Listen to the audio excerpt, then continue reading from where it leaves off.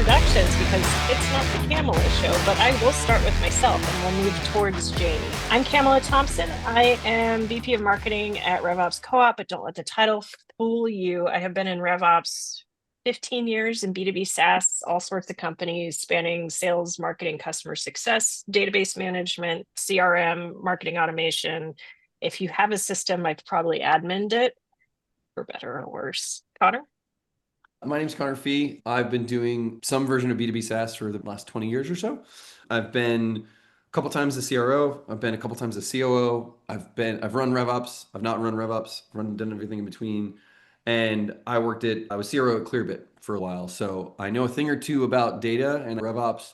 I'm like the classic, I know enough to be dangerous, but not enough to be an expert at anything. Jeff isn't here. I'll be putting on my super operational hat, which Jayme knows I'm already here for because I jumped straight to the technical questions. Jayme, why don't you introduce yourself? Perfect, Camela. Thanks so much, Connor. So I have a few gray hairs. My hairdresser the other day said, it's wisdom. It's a good thing. I have 25 years in software leadership, enterprise sales, going way back to Crystal Decisions. If you understand the business intelligence space, Crystal was bought by Business Objects. Business Objects was bought by SAP. Then I moved to my first cloud company, which was NetSuite, an amazing experience. NetSuite then got acquired by Oracle. And the last 7 years or so, I've been in more startups, two HR tech, where I grew kind of 10x multiple, which was super fun and exciting. Kind of that early stage of like 2-3 million trying to find product market fit and ICP and defining that, creating RevOps teams that weren't there, creating professional services teams that weren't there, CS teams. But my sweet spot really is driving high performance revenue teams. Brought some venture capital into a couple of those particular companies. So super fun. I'm really excited about this and the company that we joined with Traction here outside of work. I shared a little bit. I've got a lovely wife and two boys that occupy a ton of our time. They're both in sports, soccer and skiing and mountain biking and all those fun stuff. So I also am a youth coach for them in those sports. And I feel like that tests your patience and develops a good sense of leadership. And that's me. So puts a lot of mileage. All these tournaments. We have a tournament this weekend and then another tournament next weekend, but it's super fun. Wouldn't have it any other way. I love it. So Jayme, we are here to talk about Attraction Complete surveys. So I'm going to kick it over to you to really go through, like, what did you learn from this and what are we here today to share insights on? Yeah, that's great. Thanks so much. We surveyed quite a few high-tech, high-growth companies focused on the enterprise space. CROs specifically and RevOps people were our key core people. And why we're here, as you can well imagine, was we talked to them about tons of different questions, as you do. But the key finding that was most notable was there was a gap between what CROs believe in their confidence of their account data and what RevOps leaders. So 50% of my peers said, oh, their data is great. And the other 50% said their data needs a lot of work.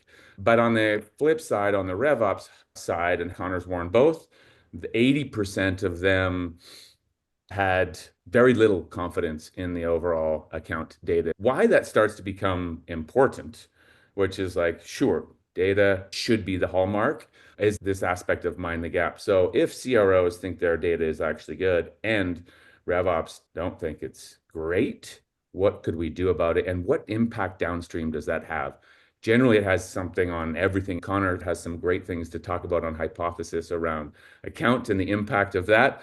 But if you look at my priorities or the priorities that we also heard from other CROs, your annual recurring revenue is still the top thing that is up on the focus. If I go back 5 years, 10 years, it was probably win at all costs and get as much logos and grow as fast as you possibly can. The market has changed, and it's great to see that we're changing and that net retention is almost number one. Obviously, they go together, but your ability to get additional revenue through your products, additional revenue through your customer segment is that key differentiator for organizations. It's the big differentiator for those that want to have either an exit in this space or get acquired. Is your dollar that you landed worth more after? And the critical piece there, if you don't have great data, our goal today is to explore some aspects of how CROs and RevOps can partner more effectively? What are the things that we're seeing that are working really well, and how we can bring that to life? I actually have a couple questions. Jayme, I'll ask you one first, and then Connor, you're up. So how much of this gap between the CRO and RevOps do you think is a case of every salesperson I know has had to be fairly optimistic to do their job well, whereas Sure. RevOps tends to be much more analytically grounded in the data? How much of that do you think comes into play between that gap, or am I way off base? No, no, no. I think it's like it resonates with me because my job, I need to be more of a pessimist. The good sales side is to be hyper aware of what could go wrong and then mitigate that risk throughout the sales cycle. A little bit of paranoia is really good for great enterprise sellers out there. But you would categorize me an optimist. I'm gonna find a way and I'll be like, oh, our data's good. I really need that grounded partner beside me to be like, hey, your strategy to go over here is good. However, the downstream impact of us being able to deliver on it is not realistic. I need that right-hand person, that yin and yang for me. I come from data. I'm a business intelligence person, knowing the importance of data and garbage in, garbage out type of thing. But I would say all jobs are hard. But in particular, it's like I definitely tap into that cheerleading type. We can find a way to actually do it. It's got to be good. And you're like, this isn't good. Here's the challenges. So I think that probably plays into it, Camela, for sure. Connor, Connor, what do you did you think? laugh because it Yeah. resonated, or were you like, I laugh because I've never not seen a sales leader blame the data for something. So while I agree with Jayme true? in concept that like, yeah, maybe there's something in there, but man, it is so easy. The funny thing about being CRO or COO at this level, right? Jayme's probably got VPs of sales that report to him, directors, etc. We have these people that are on the front lines, they are cheerleading, but man, as soon as you get 3 weeks from the end of the quarter, the blaming starts to happen, right? Well, you Trying start to not to put my marketing hat on right now. it starts to come out of the woodwork a little bit, right? So I do think maybe there's some optimism in the sales leaders, but I guess maybe the answer to your question would be depends on what point in the quarter you surveyed them.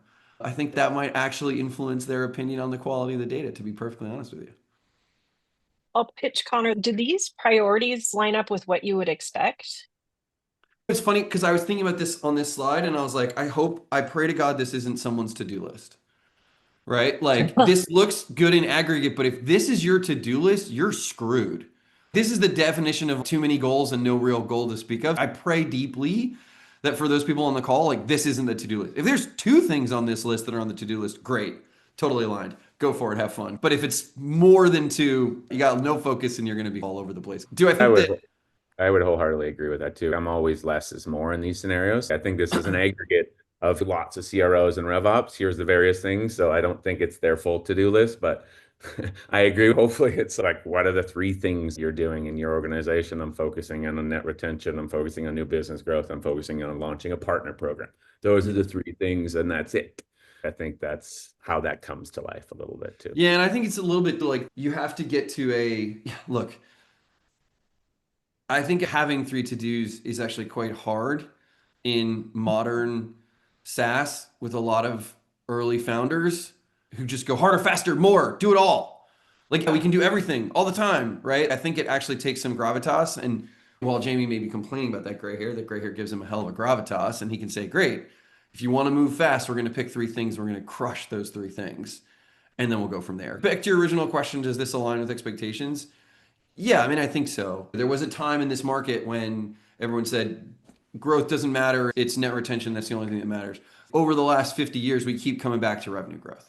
If it's not on the top of the list, maybe it's not the WeWork days where it's growth at all costs, but it's always going to be near the top of the list. I'm not surprised to see this list shake out the way it That's right. does. I would agree with that. And as a revenue operator, that's really interesting to me because I think I get caught up in we need to be able to measure all of these things. I need to be looking at all of them to be able to read the tea leaves, get the business context, and then come to the business with recommendations on what we should focus on next. Yeah. So, but I also, I need to know which one is the ultimate goal so I can align all my priorities with that. So it makes sense.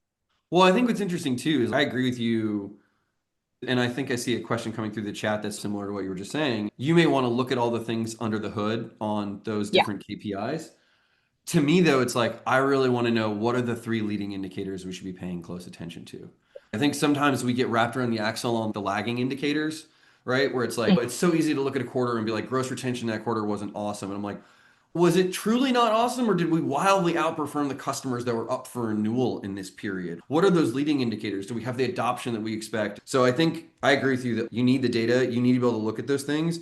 But in terms of what I look for, it's like, tell me the three things that we can go as an organization and move the needle on. If we can move those three things, then we think the lagging metrics, the outcome metrics will eventually turn the direction we want them to do. And that's our job as leaders, is like set the strategy effectively in that sense. And I That's think, a great point.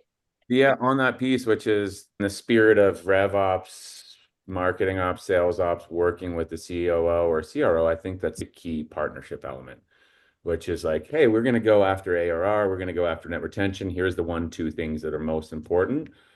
To have that level of insight. Like, I did some work. Here's what I found out. Here's the leading indicators that drive this. Here's the things we need to be worried about, Jayme. Oh, great. Now I can drive additional effort and focus based on that. Wherever RevOps is reporting, if it's reporting into the COO or the CRO or marketing ops, et cetera, that partnership is so critical of being able to give those leading indicators. And I know it's a lot of work sometimes to find that because the data isn't. RevOps is one of the few functions that can work on the business, not in the business. If you think about sales, it's in the business, doing the thing every day. Think about marketing, it's in the business.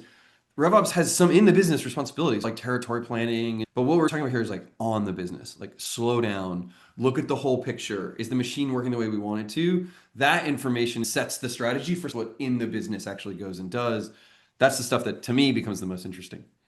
I love the So did language George's in and on the business. For the last 3 startups that I've been at, I've used that language. They're always like, Smithers is talking about working in the business or on the business. We just kicked off our year and spent a bunch of time working on the business. It's a privilege to work on the business. For you as a seller, that means building out your QBR, building out your plan for the year. For RevOps, that's helping supply all of the data so we can make data-driven decisions. And then we meet up as a leadership team to determine what are the key strategic priorities. And then we get everybody together at all company meeting, and we're still working on the business. And then we launch, and now it's like in for the rest of the year until you get that next QBR monthly review. So to George's question, to me, revenue operations is about knowing how to diagnose based on the North Stars. I know NRR is one of our top priorities. It's starting to look bad. I need to look at when people are falling off, satisfaction scores, usage, all that stuff throughout the lifetime of the product, and customer interviews to be able to diagnose where the problem is. But who decides? How should people decide what the 1, 2, 3, hopefully 1, maybe 2 are? I just realized that this question is Curious George, and that brought me extreme joy. I mean, I think, look, my 2 cents on this is, and actually we're working on this very specifically right now at Fathom, is you need to have alignment at the leadership team as to what are the 2 or 3 things that you want to do. And the way that we're choosing to do this is we're sort of saying, okay, where do we want to be in 10 years? Where do we want to be in 3 years? Where do we want to be next year? And then where do we want to be next quarter? What I'm then encouraging all of my teams to do is not, I really hate, I'm just going to diatribe for a second. I hate OKRs. I hate how much time people spend pedantically getting the words right. So like we've just decided our rule is like, what's the goal? Write it down. Great. That's the goal now, right? It doesn't need to be perfectly written in some fancy way, but it's like, how do we agree on a few things that we're going to focus on? And then what are the things that other functions can do to support that? The funny thing is, and this is something that I see a lot, is everyone tries to end up laddering up their goals to some goal. What I see in RevOps a ton is like some of the work is just run the business. Like we're going to cut territories because that's the thing that needs to get done to facilitate the rest of the business. Support organizations are very sort of run the business in a lot of cases. And so I think in the end, yes, the RevOps leader or any strategic advisor should be aggressively feeding insights to the leadership team so they can set clear goals for the year. And then those goals can work their way down to all of the functions within the organization. Yeah, I am wholehearted agreement on the approach. I think needs to come from the executive leadership team on the goals and the priorities for the business. And then I think critical to driving high performance teams is getting buy-in on those. And then it's like in the RevOps team, here's our specific goals. even giving a little bit of what would be the great leading indicators that will help to know that we're on track. I love leaning in that way, because then it's like, oh, this would be a good one, and you're going to get, like, most important thing for me is, like, I can have all the great, like, wax poetic about strategy, and if I don't get buy-in from people and I don't have a good data foundation, we're built on a house of cards, then it's nothing I won't be able to achieve. We've driven a strong approach and goals, and we've got buy-in. When we don't do well, we don't get buy-in from the overall team. We don't do good change management. Maybe we don't have great metrics that we're tracking. There's a lack there, or the data process gap that comes in. I have 3 Ps: performance, people, and process. The performance goals are the ones we're creating, but what's the process that's in play to help drive the performance? And then are the people bought in to the plan that we actually have? If the process and people are not aligned well, then there's a massive gap that happens from that perspective. When you see the failure mode in the buy-in, what level in the organization do you usually see it at? Oh, I've seen it at all levels. I've Fair seen enough. it like the data sucks, the AE's like, my territory sucks and this is not good and I'm not getting this, blah, blah, blah, blah, blah. Shame on me not getting the middle leadership. Oftentimes, if you have newer leaders, there's younger leaders that I'm wanting to develop and build up. I may say, hey, Connor, go do this, but without finessing how to get it done in the right way to drive high performance. Connor goes and is like, Jayme says we need to do this. And you're like, oh, I know that's what I meant, but what I really wanted was for you to, like, have a productive conversation with your team and why it's important and work through that change management. I make that mistake all the time. We did territory plans and I had a different BDR to a rep.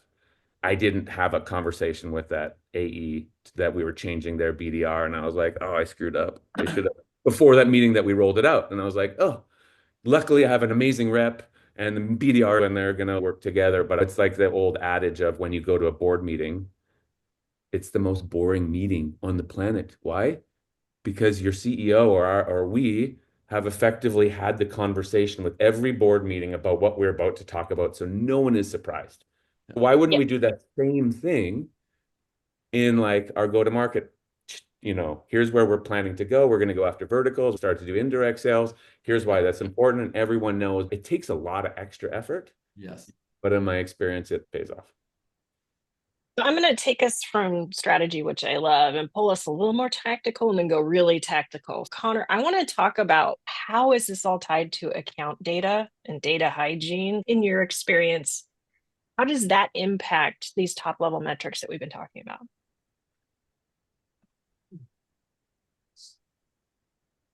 I think Jayme alluded to it a little bit earlier. I think I used Crystal Reports in college. That was like a deep cut that I haven't heard in a long time in my engineering discipline. There is an essence here of, look, in simple terms, if we don't have the right data, we can't report on the metrics. There's some nuanced things, like we're in the middle of doing an exercise to understand our operating model and customer segmentation. If it turns out that the metrics that we're using for product usage are wrong, then, like, our segmentation will be totally wrong and we won't get good insights or be able to take actions.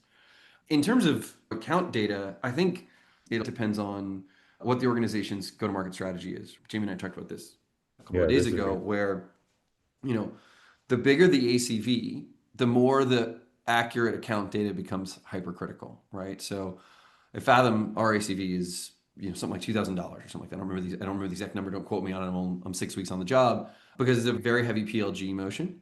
We have a long tail of users who self-serve their way into this and have very low cost of acquisition. There's certainly a segment of our business that has a higher ACV, but once your ACV gets north of, I'll use a simple number here, probably like $50,000 to $75,000. And I think that's probably a good number. It definitely over 6 figures is true, but, like, once you get north of $50,000 to $75,000, suddenly the mapping of the accounts in the territory broadly, knowing who the accounts are, where the customers are, building the list, right? Like, we talk about this as like fancy words, but it's also just like building the list of potential customers we can go sell, right? And, like, knowing that list and being able to action against that list. As ACV goes up, that list becomes, like, hypercritical. And if I put on my old Clearbit hat for a second, that list being so critical and accurate is not just like we buy it from a data vendor. That actually, like, ownership of the list and the quality needs to be something that is not just, we buy that, But it's also like, no, that's part of our core business, is building a very unique and special list that we maintain. For example, I worked with a construction firm, for a company that sold to construction for a while. You know how easy it is to buy lists of construction firms?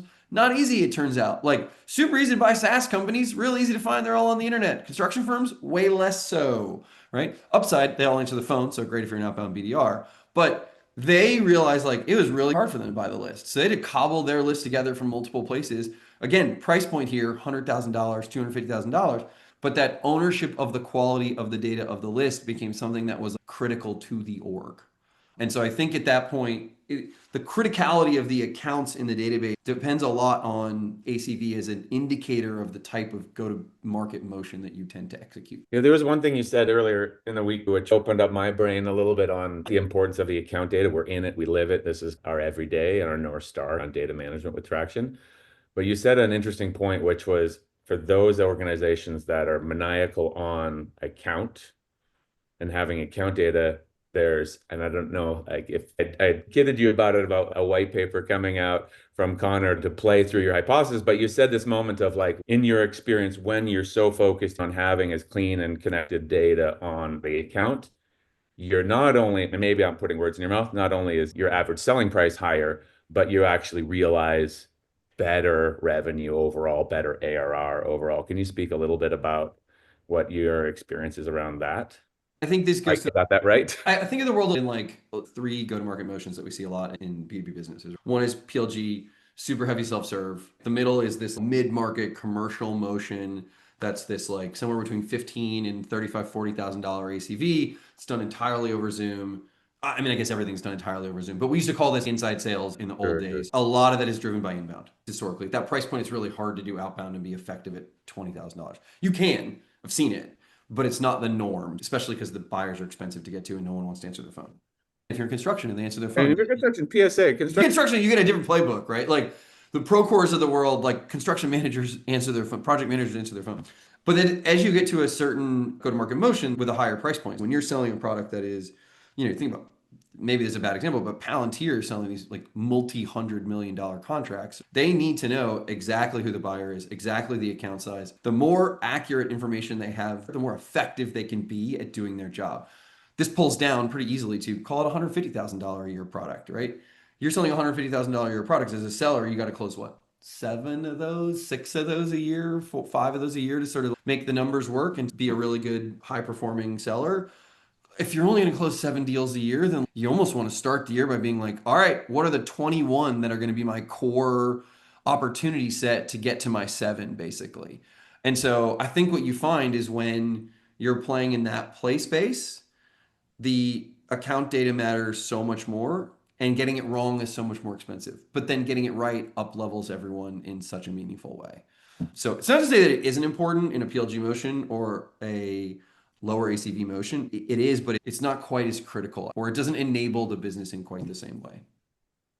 Okay, I'm going to pull us into the weeds and do a little bit of a diatribe, and then I'll get you all the way in. But I want to talk about the tactical first steps that we can do in revenue operations to help fix this problem. And then we'll kind of work out from there. It's just kind of how my brain works. And I think some people on the attendee list can empathize. When I walk into an organization, and we kind of skirted around who should own data hygiene and management, I didn't always feel this way because it used to be a lot more difficult than it is today, but I do feel that revenue operations should own it with a huge asterisk.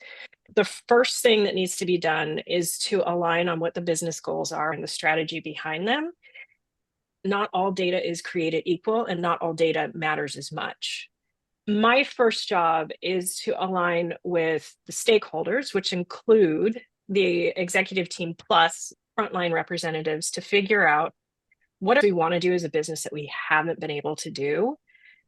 That applies to frontline sellers and marketers and other folks to figure out like where are our biggest gaps, pain points to actually realizing our goals. If we think our ICP is something, but we don't have the data to execute on it, my first step in revenue operations is figuring out which enrichment sources, workflows, stream and AI, how can I fill those gaps and determine whether that ICP hypothesis is truth or fiction, and then how can we scale it to the rest of the business.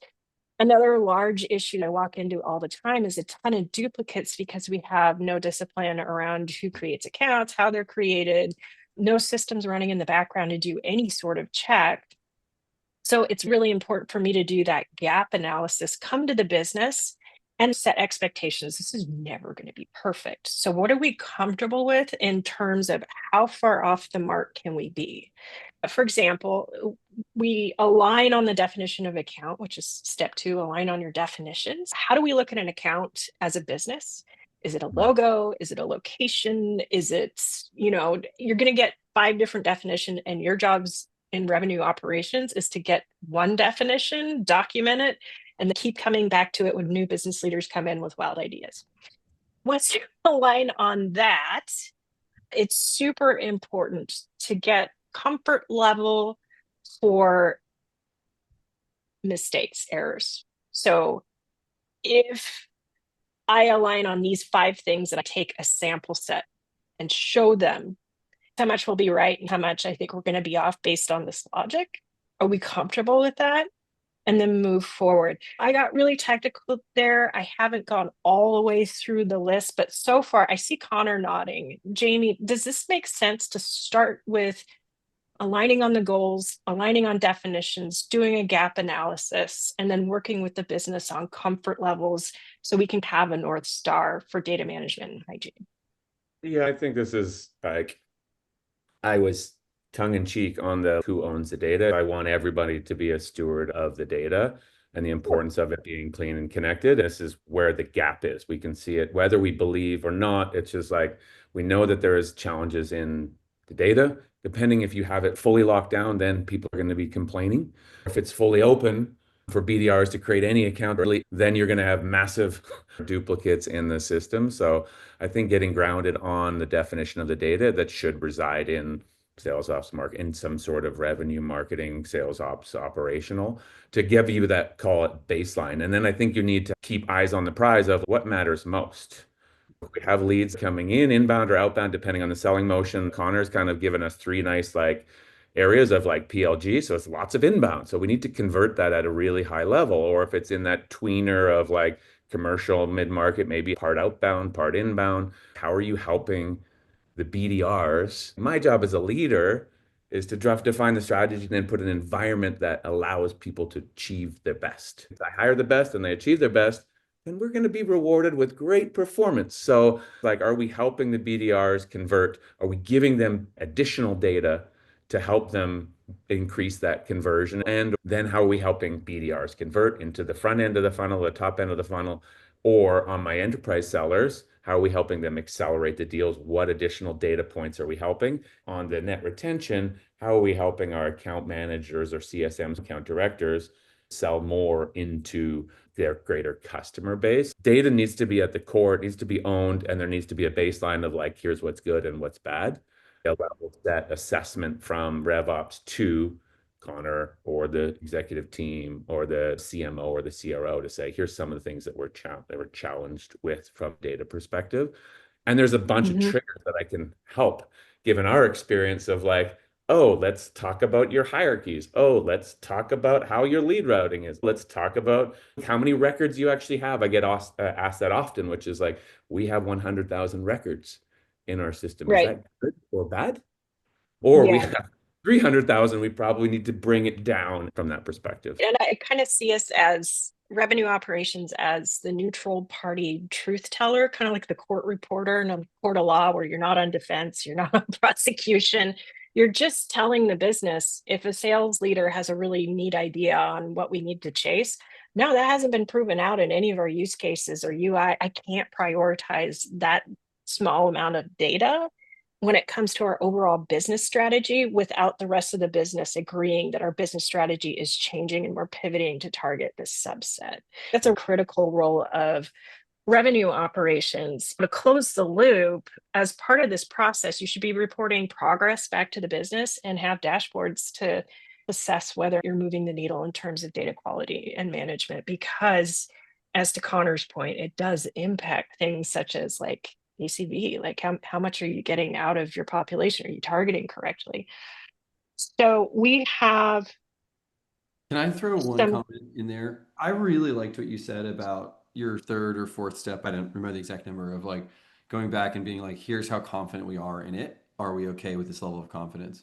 I've seen too many. I guarantee everyone in this call, like everyone on all attendees, we've all been in a call where it gets derailed because it's like, well, I don't trust the data. Yeah. It's like I can pull one Or it starts, freaking the meeting example. starts that way. The meeting starts that way. They just can pull one example and Yeah. I just appreciated your comment of like the thinking about it is not it's right or wrong. It's like what is our threshold for right and wrong because there's never going to be perfect. I thought that was a phenomenal communication strategy you were thinking through. And it thank becomes you. more important at certain times, right? So there's like near Quarter term, inch. short term. We just need to deliver in the business. We're working in the business. We're working in the business. We just need BDRs to convert, our inbound or outbound or SDRs, whatever you want to call them. We need our AEs to work through the funnel as fast as possible. We need our customers to, our customers facing AEs. So how do we give them more context? Now add in AI into the mix. Is AI helping them bring more context to their prospect or their opportunity or their buyer or their current customer? And how do you drive that forward? We're getting to halfway point for the year. We're like, let's assess, how did we do? Now we have some lagging indicators to be like, these verticals worked, these didn't, this selling motion worked, it didn't, this product launched, it didn't. We got more from our customer base, we didn't. How do you get those reports? And now you're starting to territory plan for next year. Is Yep. like digging into the data, if you will, or starting to build the plan, which then the data aspect comes, it's always important, but it heightens in that particular moment as you're starting to work back on the business to try to get the tactical approach aligned to the strategy, if you will.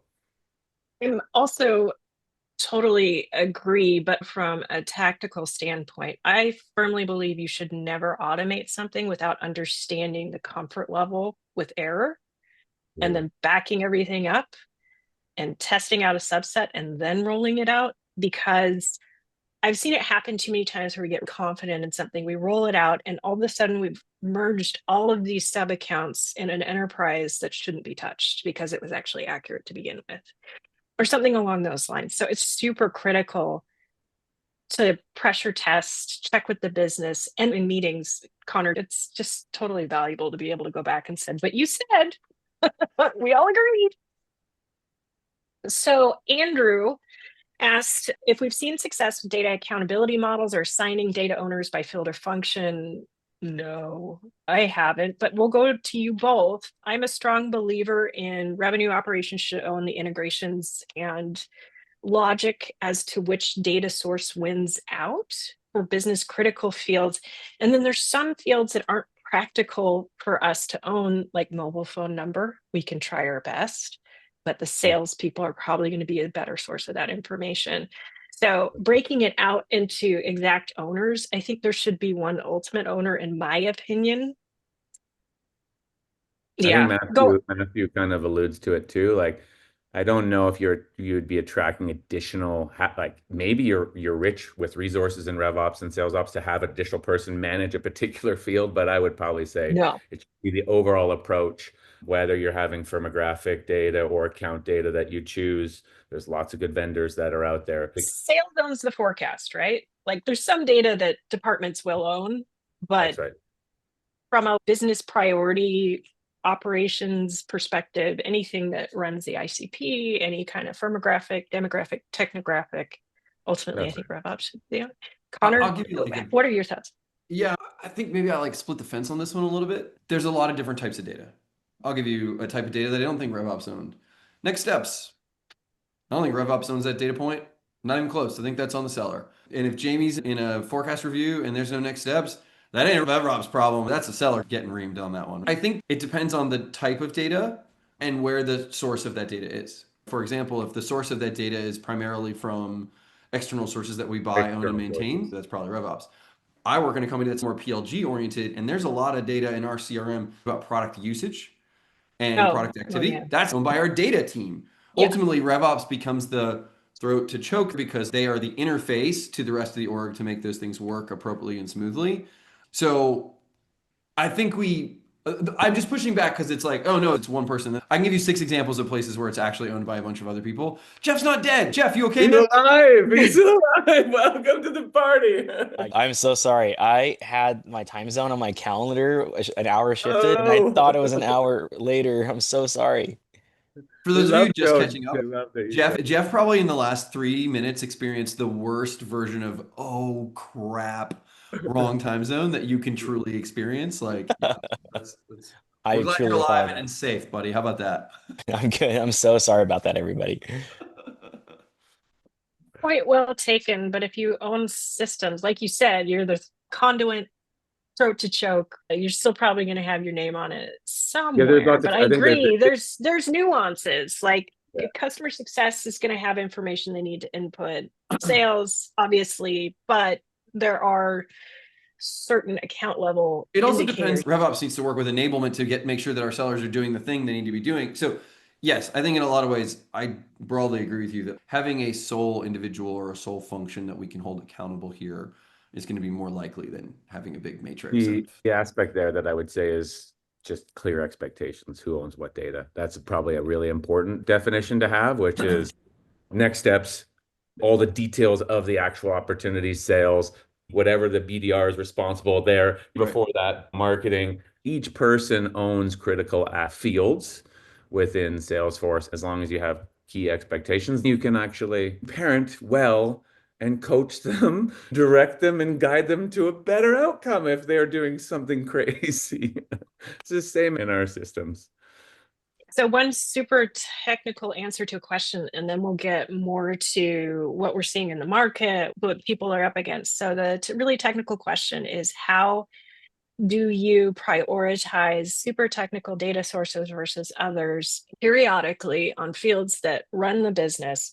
I will look at our different enrichment sources because most of us have to have more than one. I will pull a subset, and then I will get marketing and sales involved and have them tell me which data source is better, because there's nothing worse than hearing the sales team throw out all your data because the mobile phone information is wrong.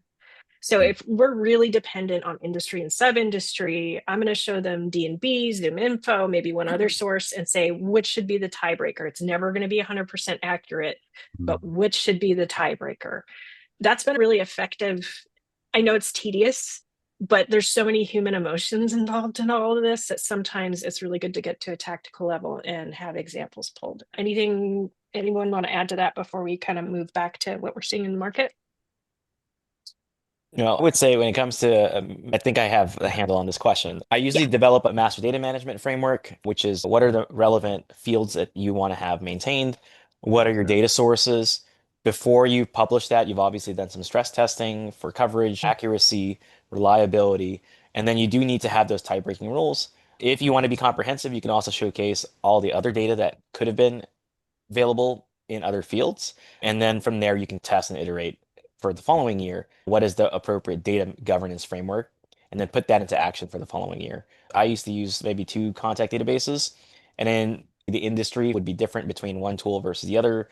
So you'd have to come up with a nomenclature that makes sense and define how these fields are going to translate from one system to the other. And then if they disagree with each other, what is that tie breaking going to look like?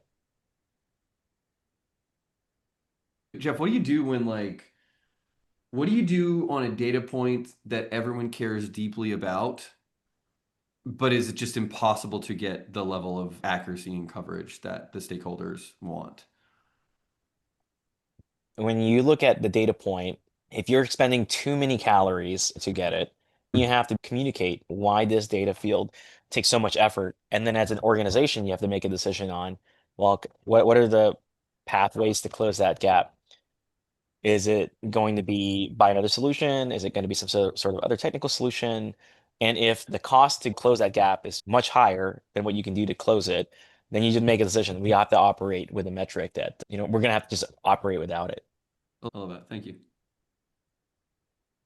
So, Jayme, I'd love to talk about what we're seeing in the market in terms of Yeah, wonderful.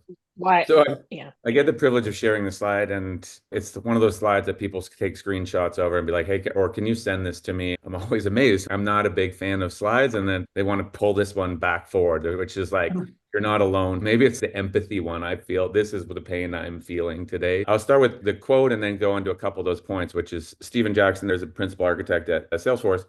And he apparently has been in the same camp as Connor, which is everything starts with accounts and contacts. If you get that right or it sucks, then everything downstream doesn't work, meaning your ARR is not going to be as good. Your NRR is not going to be as good. And so what are the things that you can look at as RevOps, sales ops, marketing ops to kind of see? And we have a unique vantage point where we get to see across all. And one in particular is we do a ton of work on hierarchies. So we're connecting and automating that hierarchy aspect. Oftentimes we're working with organizations that ultimately want to sell more, improve their net retention, and drive account-based selling. They have a challenge today that they're not completely happy with their legal or custom account enrichment. Insert one of those many vendors that are out there, or their contact firmware, and they want to augment that. They have the raw materials, but how does it come to life in Salesforce? Salesforce isn't strong in this particular area, and that's an area we've done a lot of removing that manual effort so that you have immediate visibility into roll-ups, immediate understanding of white space, knowing what's sold to what particular account, and making sure there's no orphans in the Berkshire Hathaway parent-child relationship or in the Walt Disney parent-child. Even if you're going with a commercial team and an enterprise team, being clear that the data is aligned to the overall strategy. So we have a unique vantage point to see all the amount of time and challenges there. I heard from a team the other day, every quarter they have 12 people trying to align their account hierarchy data manually to make sure that it's aligned to the actual system.